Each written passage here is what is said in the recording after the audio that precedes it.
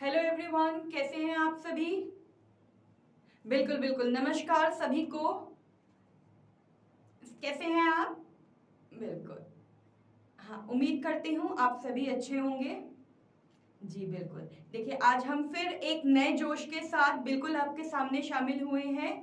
तो एक बार दोबारा से आप सभी का एजुकेशन एकेडमी के इस प्लेटफॉर्म पे बहुत बहुत स्वागत है। जैसे कि आपको पता है कि हम एसएससी, सीजीएल और सीएचएसएल के कंप्यूटर के सिलेबस के बारे में पढ़ रहे हैं। आज हमारा लेक्चर 2 है। तो हमने कल बहुत सारी चीजें पढ़ी थी, इसके सिलेबस, एसएससी का सिलेबस क्या आता है, कैसे है, इन सब के बारे में हमने पढ़ा था। और भी बहुत सारी हमने बातें की थी, और कि कैसे वेटेज होता है, किस तरह से क्वेश्चंस आते हैं आपके एसएससी में, है ना।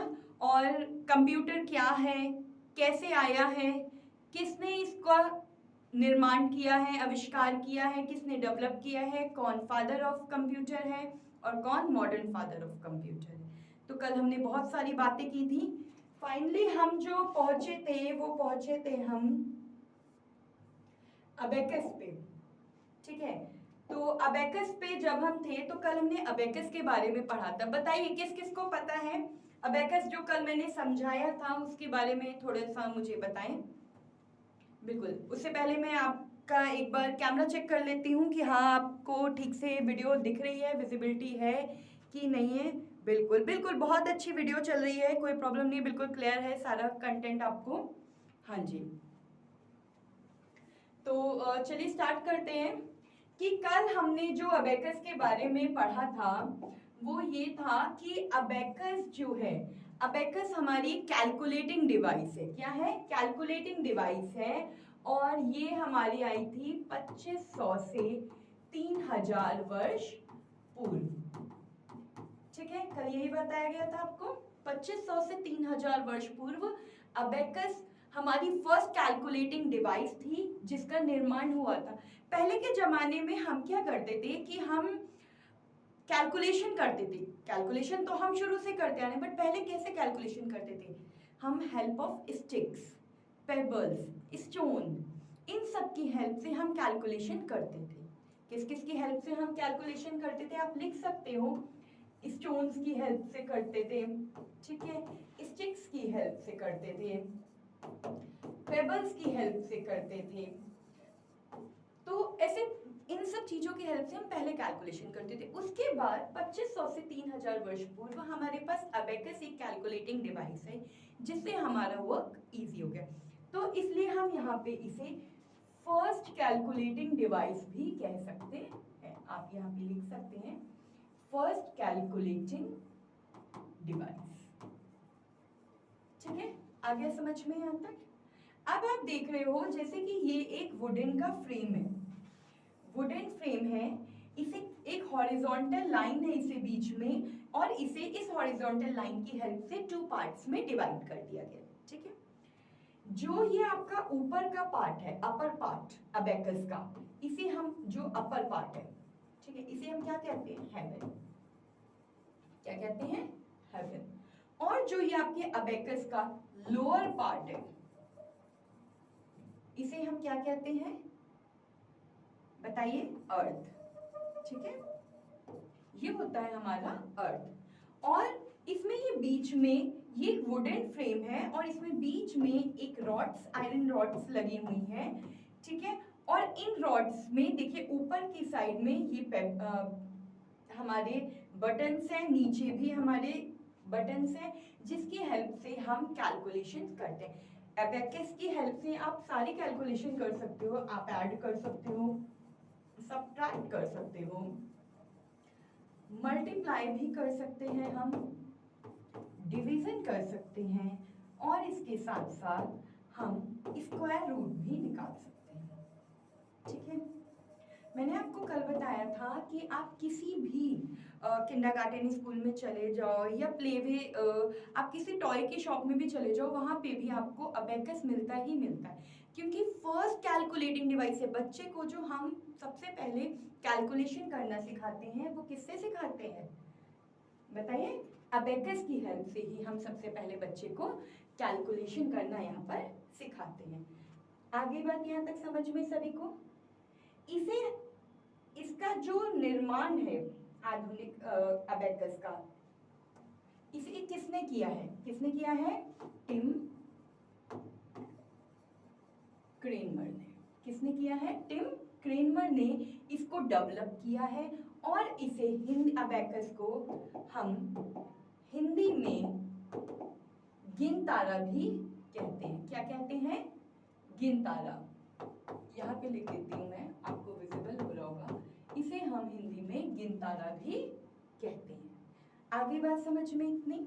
ये मैंने आपको कल भी बताया था, ठीक है। अब इसके आगे हम चलते हैं नेक्स्ट स्लाइड की तरफ, जो थी नेपियर बोन्स, ठीक है। अब नेपियर बोन्स जो थी हमारी, ये किसने डेवलप की? बताइए। जॉन नेपियर ने। किसने की? जॉन नेपियर ने।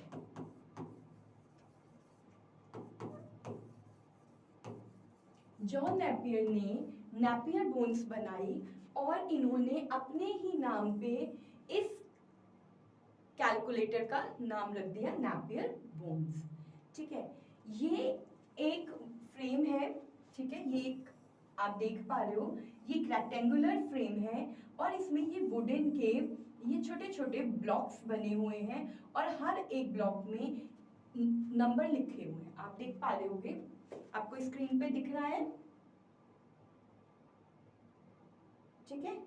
और जो ये इसमें जो ये वुड की है और इसमें जो ये स्ट्रिप्स लगे हैं ये मेटल की हैं, ठीक है। और ये एक रेक्टेंगुलर रॉड है, फ्रेम है। जॉन नेपियर ने 1617 में, कब? 1617 में नेपियर बोन्स का निर्माण किया था। एक बार मैं आपकी वीडियो देख लूं, सही चल रही है कि नहीं। बिल्कुल बेहतरीन वीडियो चल रही है, कोई प्रॉब्लम नहीं है वीडियो में। अब इसकी हेल्प से उन्होंने क्या किया कि इसकी हेल्प से हम क्या कर सकते हैं? बताइए। हम इससे मल्टीप्लिकेशन कर सकते हैं, कोई भी डिजिट है मल्टीप्लाई कर सकते हैं, डिवीजन कर सकते हैं, हम इसकी हेल्प से कर सकते हैं, ठीक है। आगे बात समझ में आता है? बताइए आगे कि नहीं। इसमें आपको बहुत ज्यादा याद रखने की नीड नहीं होती। आप सोचोगे कि मैं इतना सब कुछ कैसे याद रखूंगा, सिंपल रखूंगा या रखूंगी। तो मेन जो कॉन्सेप्ट है आपको लर्न करने का, सिर्फ इतना लर्न करना है। अच्छा, नेपियर बोन्स आ गई, किसने डेवलप की है? जॉन नेपियर ने। नाम में ऑलरेडी नेपियर आ रहा है, ऑलमोस्ट सबने अपने नेम्स पे की है। जिसने नहीं की है वो आप थोड़ा सा लर्न कर लीजिएगा। ईयर आपको किसने इन्वेंट किया है? ईयर ऑफ इन्वेंशन, और उसका क्या यूज है, क्या बेसिक फीचर है, ये आपको लर्न करना जरूरी है। बाकी चीजें आप खुद पे खुद कर लोगे। जब आपके पास आपने मल्टीपल टाइम्स आपने रिवीजन किया होगा तो आपके लिए चीजें इजी हो जाएंगी। देखिए, ऐसा नहीं होता कि आपने आज पढ़ा और कल आप ने दोबारा तो वीडियो देखी नहीं और आप एग्जाम देने चले, नहीं। क्योंकि अधूरा ज्ञान हमेशा दुखदाई होता है, ठीक है। तो एक तो सबसे पहले मैं आपसे बार बार हर एक वीडियो में यही कहती हूँ कि स्टार्टिंग से एंडिंग तक पूरी वीडियो देखिए, ताकि आपको अच्छे से सारी चीज़ों की नॉलेज हो, ठीक है। अगर आप बीच बीच में से वीडियो देखोगे तो डेफिनेटली आपको चीज़ें समझ में नहीं आएगी। तो स्टार्टिंग से एंडिंग तक आप हमारे साथ बने रहिए और हमारा पूरा यही प्रयास है, पूरी यही कोशिश है कि आपको ये सारी चीज़ें समझ में आए। तो हम बात कर रहे थे नेपियर बोन्स की। इसमें आपको सिर्फ इतना ही लर्न करना है कि ये नेपियर बोन्स जो है ये किसने बनाई है और दूसरा इसका ईयर और इसका क्या यूज है। तो बस ये दो तीन चीजें हैं जो आपको याद करने की जरूरत है, ठीक है। एक चीज और, ये हमारी क्या थी? मैनुअल कैलकुलेटिंग डिवाइस थी। मैनुअल कैलकुलेटिंग डिवाइस, ये याद रख लीजिए, लिख लीजिए आप एक बार कहीं पे। लिखा हुआ चीजें कभी भी खराब नहीं जाती हैं। ये मैनुअल, देखिए जो हमारी अबेकस था, हमारा अबेकस में मैंने आपको बताया था कि अबेकस एक मेनली जो हम अबेकस का यूज करते हैं वो एडिशन और सब्ट्रैक्शन के लिए करते हैं। तो इसकी इसीलिए नेपियर बोन्स ने कहा कि मेनली तो इसका काम एडिशन सब्ट्रैक्शन करने का है, तो हम एक ऐसी डिवाइस बनाते हैं जिससे कि हमारा मल्टीप्लिकेशन और डिवीजन भी इजीली हो जाए। तो इसलिए इन्होंने ये डिवाइस बनाई थी नेपियर बोन्स, जिसका यूज हम मल्टीप्लाई और डिवीजन करने में करते हैं। इसके बाद ये हमारी, मैंने आपको बताया कि ये मैनुअल कैलकुलेटिंग डिवाइस है।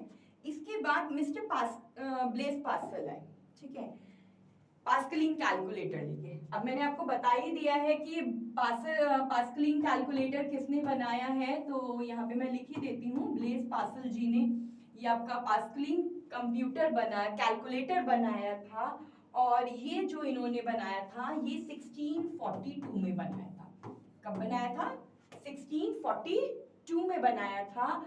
और ये जो है हमारा फर्स्ट मैकेनिकल कंप्यूटर है। हमारा हमारा नेपियर बोन्स क्या था? मैनुअल था। ये क्या है? हमारा मैकेनिकल कंप्यूटर है।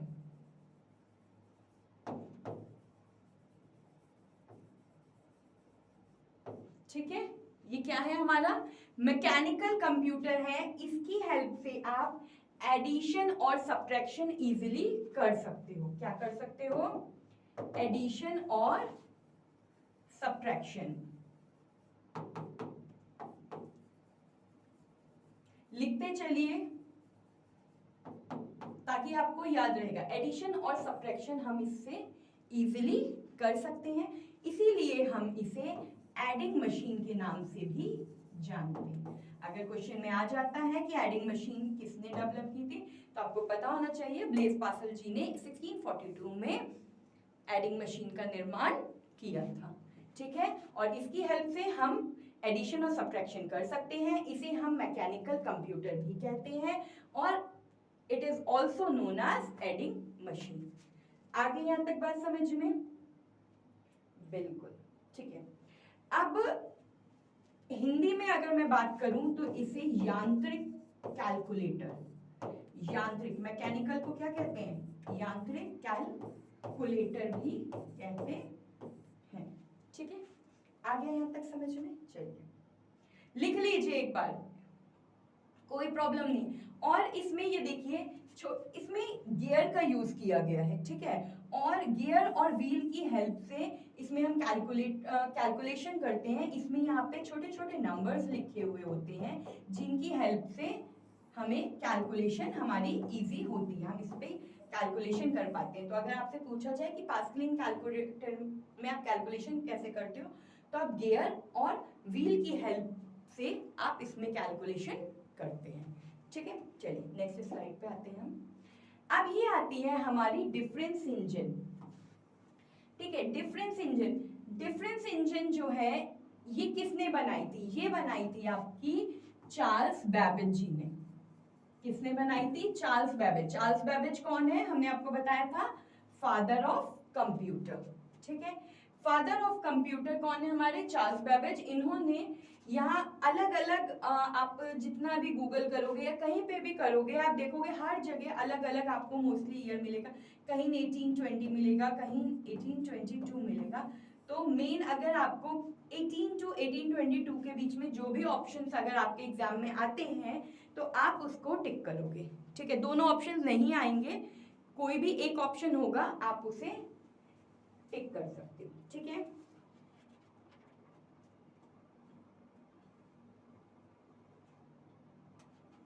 अब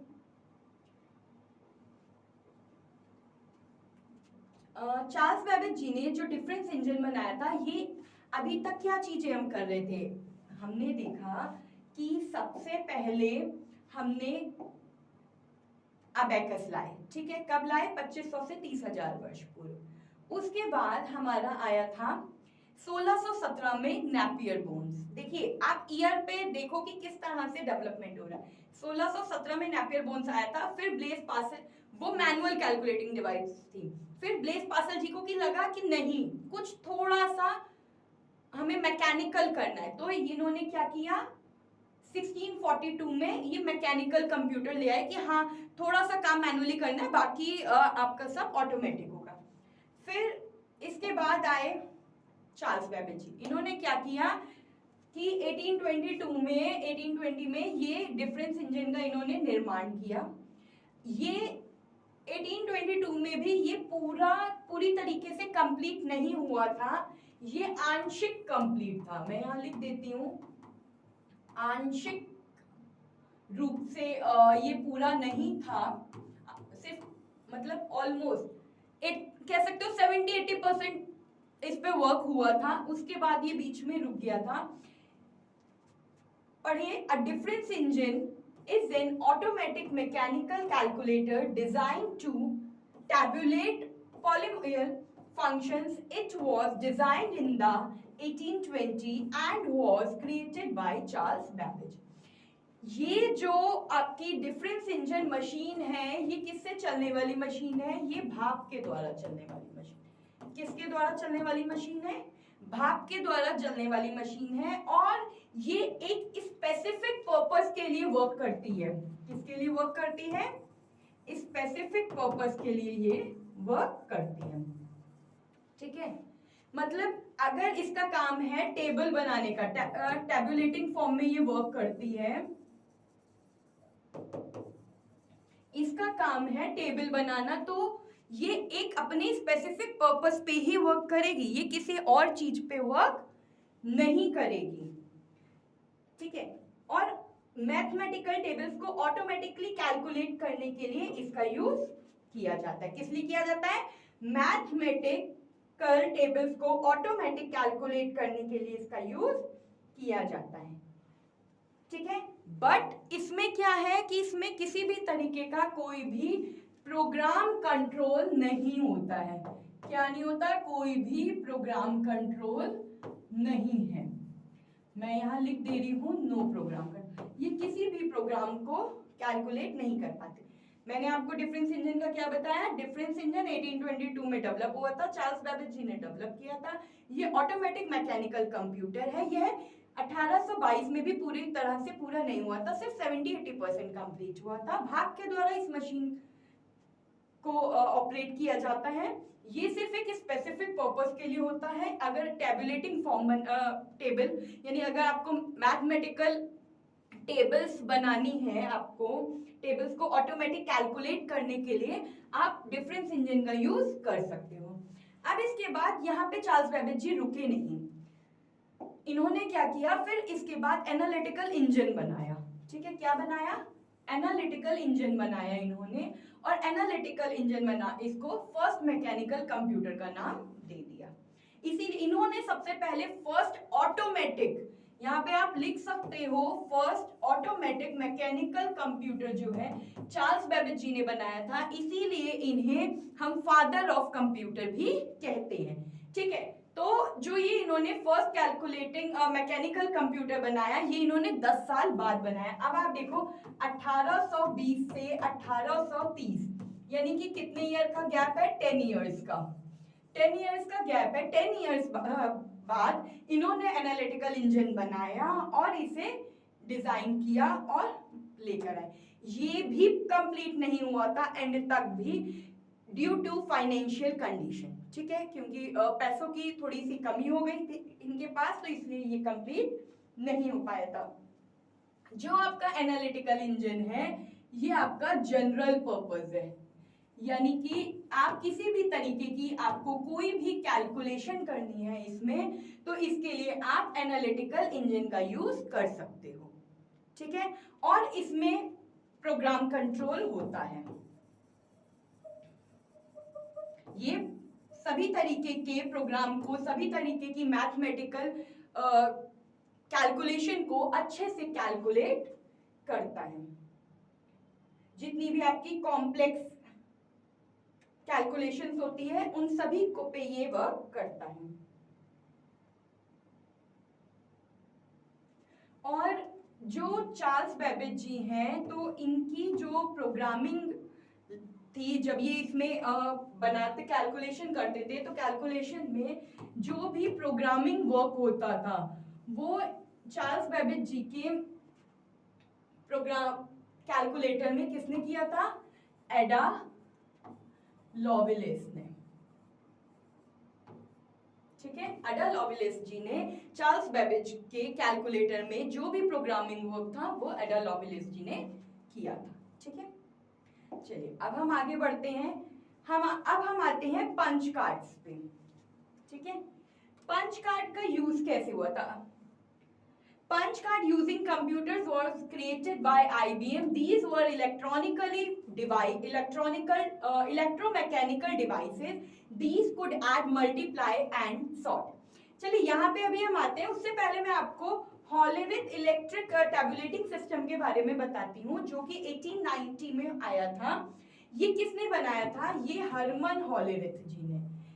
ये जो शख्स हैं जिनकी आप फोटो देख पा रहे हैं, ये कौन है? ये हरमन हॉलेरिथ हैं, जिन्होंने ये हॉलेरिथ इलेक्ट्रिक टैबुलेटिंग मशीन बनाई थी आपकी, ठीक है। कब बनाई थी? 1890 में बनाई थी। इन्होंने मेमोरी के रूप में पंच कार्ड का यूज किया था, क्योंकि उसमें अपनी तो कोई मेमोरी होती नहीं है उन कंप्यूटर्स, तो मेमोरी कार्ड नहीं था, तो उन्होंने मेमोरी कार्ड ना होने की वजह से उन्होंने मेमोरी के रूप में पंच कार्ड का यूज किया था। किसने किया था?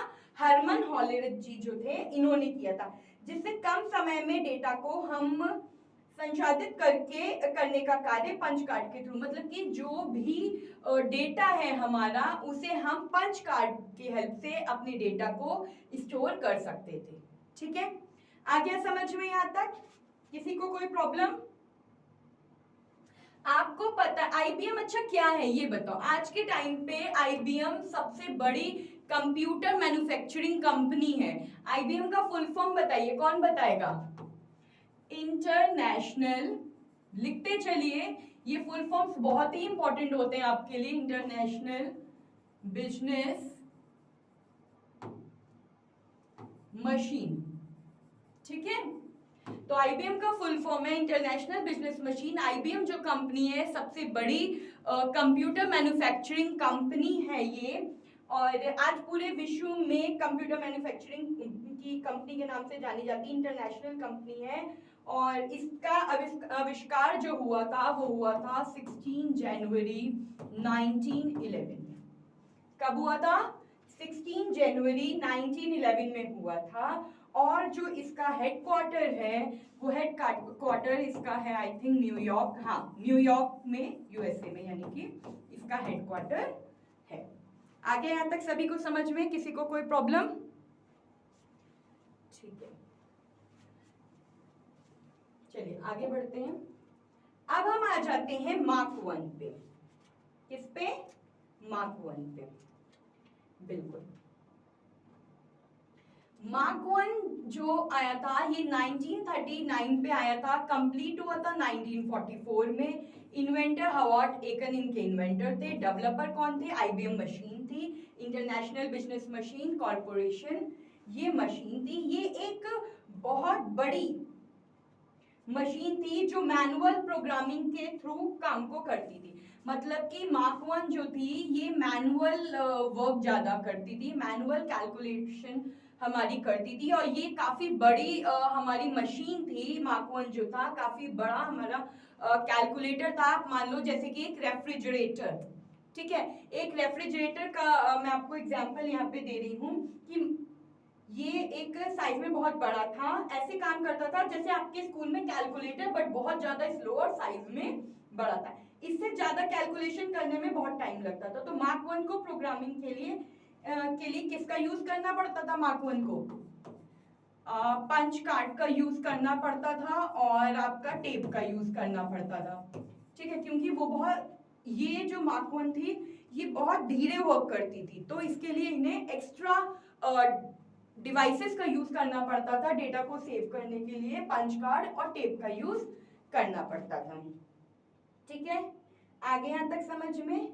जैसे होमवर्क करने के लिए होमवर्क में कैलकुलेशन करने के लिए फॉर्मूले लिखते हैं ना, तो इसी तरीके से, ठीक है। अब mark 1 automatic sequence control calculator और ASCC, आप कहोगे ये क्या है? ये मार्क 1 का ऑफिशियल नाम है। क्या नाम है? ऑफिशियल नेम है, ठीक है। तो मार्क 1 के बारे में हमने क्या पढ़ा? मार्क 1 जो है, बस जितना मेन टू द पॉइंट आपको पढ़ा रही हूं, जितना बस आपके एग्जाम के लिए जरूरी है, इससे ज्यादा, इससे हट के यहाँ से कोई सिलेबस में नहीं आएगा, कोई क्वेश्चन नहीं बनेगा। जो बनेगा सिर्फ यहीं से बनेगा। आपको टू द पॉइंट चीजें पढ़ाई जा रही हैं, जिससे आपको थोड़ा सा एक दो बार पढ़ोगे, एक दो बार वीडियो देखोगे, बिल्कुल आपको समझ में आएगा। और सारे आप एजुकेशन एकेडमी को अगर आपने सब्सक्राइब नहीं किया है तो आप सब्सक्राइब कर लीजिए, और आप जैसे ही प्लेलिस्ट पे जाओगे, जाने के बाद आप इसमें इसकी सारी प्लेलिस्ट जितनी भी हैं आप देख सकते हो वन बाय वन। तो मार्क 1 जो थी ये हमारा मैनुअल कैलकुलेशन डिवाइस थी, और इसका official name automatic sequence controlled calculator है। ये स्टार्ट हुआ था 1939 में, कंप्लीट हुआ था 1944 में। इसके इन्वेंटर जो है हॉवर्ड एकन है, और डेवलप किया था IBM कंपनी में, जो कि अपने आप में ही वर्ल्ड की इंटरनेशनल हमारी कंप्यूटर मैन्युफैक्चरिंग कंपनी है। अब हम आ जाते हैं इनियाक पे। किस पे? इनियाक पे। इनियाक क्या है? ये इलेक्ट्रॉनिक न्यूमेरिकल इंटीग्रेटेड कंप्यूटर है। स्टार्ट हुआ था 1943 में, कंप्लीट हुआ था 1945 में। इसके इन्वेंटर जो है वो है जॉन डब्ल्यू हचले एंड जे प्रेस्पाइकर्ट, इसके इन्वेंटर्स हैं, और इनकी पूरी टीम। डेफिनेटली डेवलपर कौन है? यूनिवर्सिटी ऑफ पेनिसवेनिया, ठीक है, ये इसके डेवलपर हैं। ये जो था ये फुली इलेक्ट्रॉनिक कंप्यूटर था। क्या था? Fully electronic computer. ये आपका फुली इलेक्ट्रॉनिक कंप्यूटर है, और ये जो है वैक्यूम ट्यूब की तरह इसका यूज किया जाता है। किसकी तरह? Vacuum tube. अभी मैं आपको बताऊंगी कि वैक्यूम ट्यूब क्या है, ठीक है। वैक्यूम ट्यूब की तरह इसका यूज किया जाता था, जिससे, और ये जो है ये मार्क 1 से बहुत फास्ट, ठीक है, बहुत तेजी से वर्क करता था, ठीक है। आगे यहां तक समझ में? जैसे मैं बात करूं जो बहुत तेजी से कैलकुलेशन कर सकते हैं, आपके पास एक मशीन है, ठीक है, तो इनियाक को भी एक बड़े रूम में रखा गया था, और ये अपनी पहली बार इलेक्ट्रॉनिक था और उसे फास्ट बनाता था।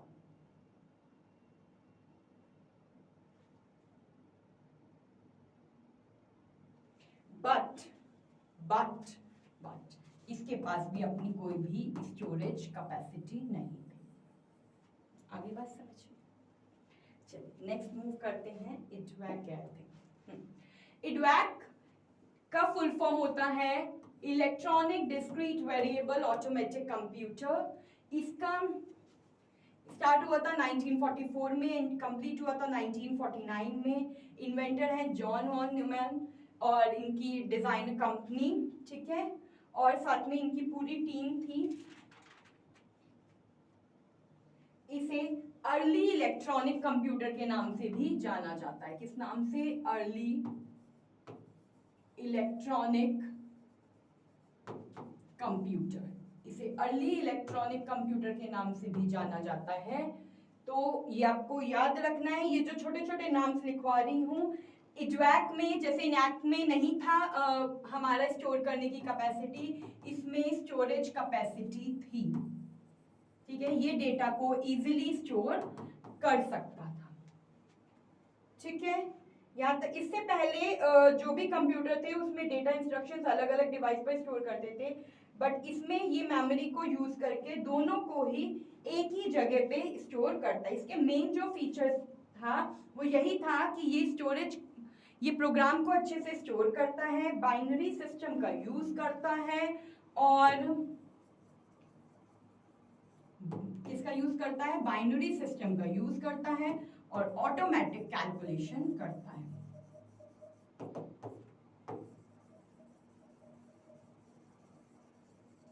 ठीक है, आ गया यहां तक समझ में? एक बार नोट कर लीजिए आप सभी, फिर आगे बढ़ते हैं। ठीक, अब आ जाता है एग्जैक्ट। अभी हमारे पास एग्जैक्ट के बाद यूनिवैक है, यूनिवैक के बाद जनरेशंस पे हम आ जाएंगे, ठीक है। फिर बस 2 स्लाइड्स और हैं इसके बाद। एग्जैक्ट जल्दी खत्म करते हैं, जिससे कि आप, क्योंकि ये टू द पॉइंट चीजें हैं, ठीक है, ज्यादा इसमें टाइम नहीं वेस्ट करेंगे हम, आगे नेक्स्ट टॉपिक की तरफ भी मूव करेंगे। एग्जैक्ट का फुल फॉर्म होता है electronic delay storage automatic calculator.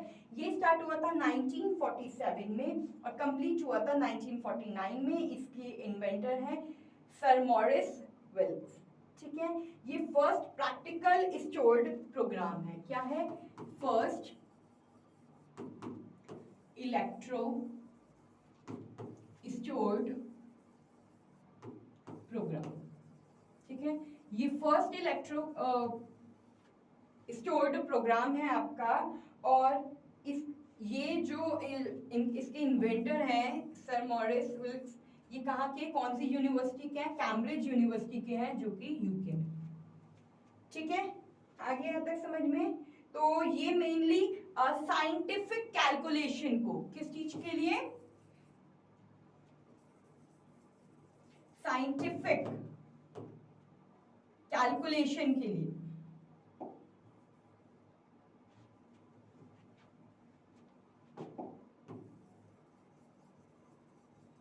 Scientific calculation के लिए इसका यूज किया जाता है। ठीक है, चलिए आगे मूव करते हैं।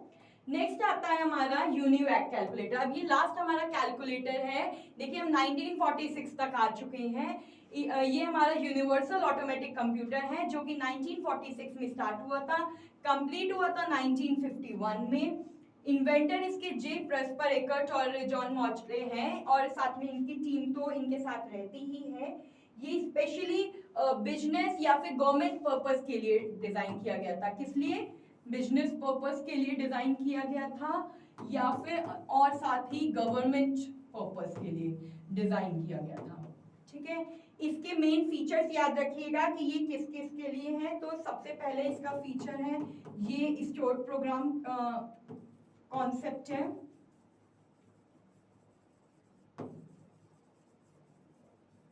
ठीक है, इसके बाद नेक्स्ट बताइए ये किस चीज के लिए है? ये इनपुट आउटपुट के लिए है।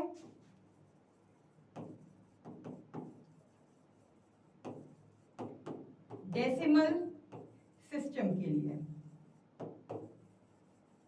ठीक है, तो इसलिए इसका यहाँ पे यूज, मेन जो इसके फीचर हैं यूनिवैक के, वो यही है कि ये इस पर्पस के लिए यूज किया जाता है। ठीक है, और साथ में ये इसकी स्पीड और इसकी स्टोरेज कैपेसिटी बहुत हाई है। स्पीड और इसकी स्टोरेज कैपेसिटी, ठीक है, फास्ट है। तो ये कुछ पॉइंट्स हैं, ये आप लिख लीजिए एक बार, फिर स्टार्ट करते हैं आगे। ठीक है, देखिए अब हमने कैलकुलेटर्स पढ़ लिए हैं कि कैसे कैसे ईयर वाइज हमने पूरा, आप एक फ्लो चार्ट बना करके भी, फ्लो चार्ट के रूप में भी आप इसे लर्न कर सकते हैं कि 1 बाय 1 किस तरह के से आपके कौन कौन से ईयर में कौन कौन से इन्वेंशन हुए और कौन कौन से कैलकुलेटर आए और उसके क्या क्या फीचर्स हैं। ठीक है, अब आपकी नेक्स्ट स्लाइड आती है जनरेशन ऑफ कंप्यूटर। ये हम कल करेंगे। तब तक के लिए आज आपके सारे कैलकुलेटर, सारी कैलकुलेशन डिवाइसेस कंप्लीट हो गई हैं। आप इसे अच्छे से पढ़िए, बिल्कुल भी परेशान होने की जरूरत नहीं है। एक चार्ट बनाइए अपनी नोटबुक में, जैसे मैंने आपको बताया, वीडियो आपने देखी है। चार्ट बनाइए और उस चार्ट में आप ईयर लिखिए, इन्वेंटर का नाम लिखिए और उसके फीचर्स लिखिए। ठीक है, आपको याद रहेगा जब आप खुद से वो चीज, वो फ्लो चार्ट बनाओगे, आपको बहुत अच्छे से चीज याद रहेगी, आप कभी नहीं भूलोगे। ठीक है, बिल्कुल, हाँ जी। तो आज के लिए बस इतना ही। अब हम कल मिलेंगे नए लेक्चर के साथ, लेक्चर 3 के साथ। तब तक के लिए धन्यवाद।